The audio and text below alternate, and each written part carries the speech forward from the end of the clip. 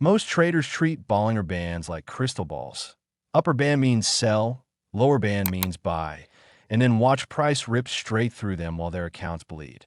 Confidence breaks, not because the market is random, but because the logic is wrong. Bollinger Bands were never designed to predict reversals. They measure pressure and volatility. Strong markets don't reject the bands, they ride them.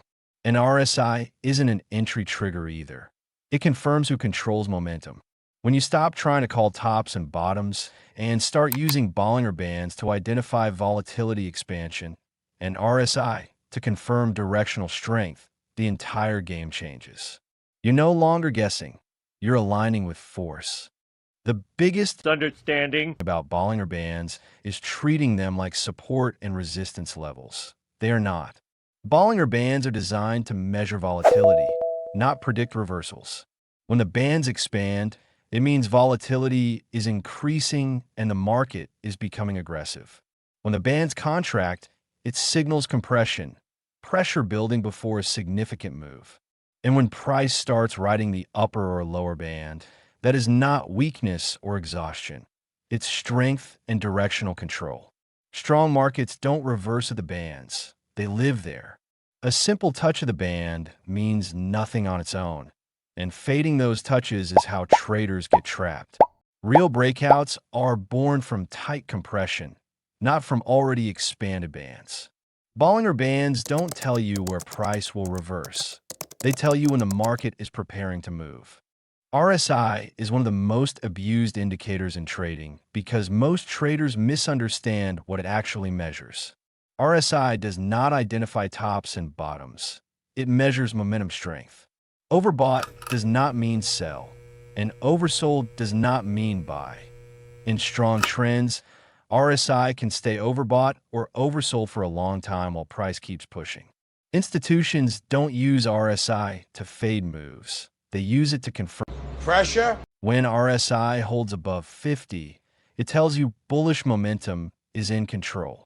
When RSI stays below 50, bearish pressure dominates. That's the real line in the sand. Divergence on its own is weak because it doesn't remove momentum.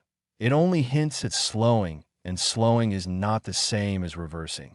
RSI is not a signal you act on blindly. It's a filter that tells you whether you're allowed to trade in a direction or not.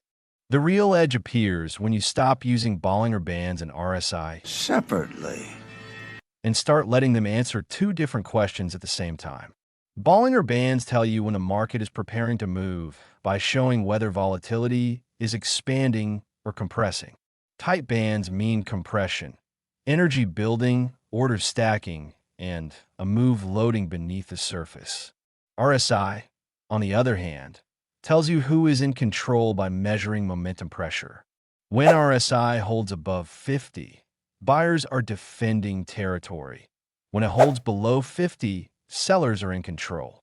The edge comes only when these two align. Volatility compresses while momentum already has a clear bias. That's when expansion is most likely to be clean and directional, not random. The rule is simple but powerful. You never trade compression, and you never fade strength. You wait for expansion, and you only trade it in the direction RSI already supports. That's how you avoid chop, false breakouts, and emotional entries. Now let's talk about the entry model. The bullish model of this strategy is built around one idea: continuation through controlled expansion, not guessing reversals. First, you wait patiently for the market to compress. Bollinger Bands tightening into a clear squeeze, signaling that volatility is being stored rather than released.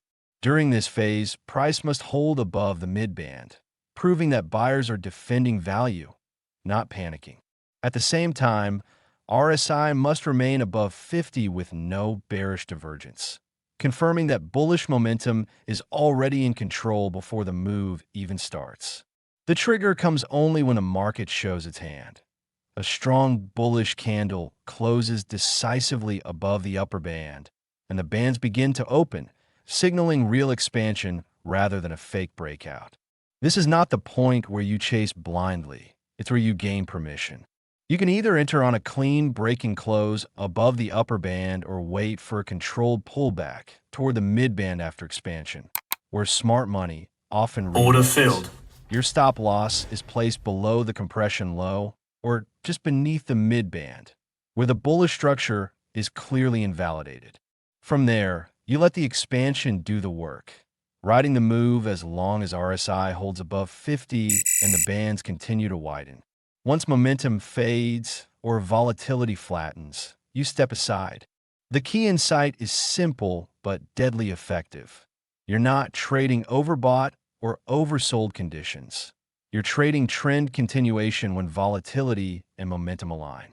Similarly, the short entry model is the mirror image of the bullish setup and follows the same logic. You begin by waiting for Bollinger Bands to tighten into clear compression, signaling that volatility is being stored and a move is loading. During this phase, price must hold below the mid-band, showing that sellers are defending value and bullish attempts are being rejected. At the same time, RSI must remain below 50, confirming that bearish momentum already controls the market before any entry is considered.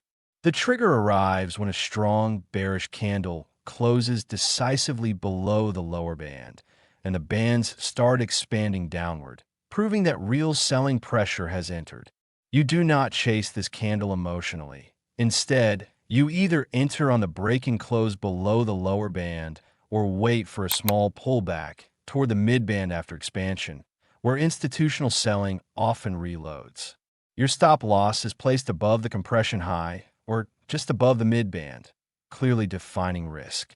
From there, you ride the downside expansion, staying in the trade as long as RSI holds below 50 and the bands continue to widen. The moment momentum weakens or volatility flattens, you Exit. for highest consistency. This model works best on the 15-minute, 30 minutes for intraday, and 4-hour for swings. On these time frames, Bollinger Band squeezes represent real order buildup, not just noise, and RSI holding above or below 50 reflects genuine momentum pressure rather than short-term spikes. This makes the expansion phase smoother, targets clearer, and false signals far less common.